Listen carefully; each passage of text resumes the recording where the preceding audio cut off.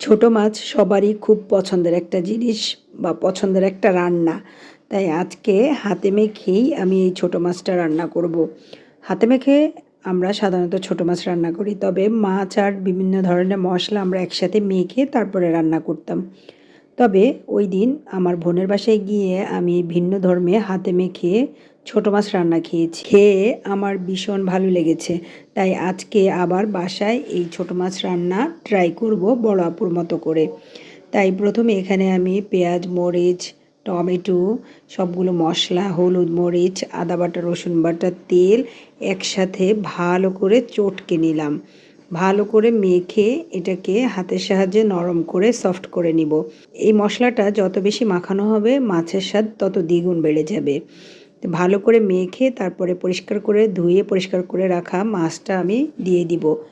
মাছের সাথে আরও কিছুক্ষণ হাতের সাহায্যে মেখে নিয়ে তারপরে হালকা ফুটানো গরম পানি আমি এখানে ব্যবহার করব।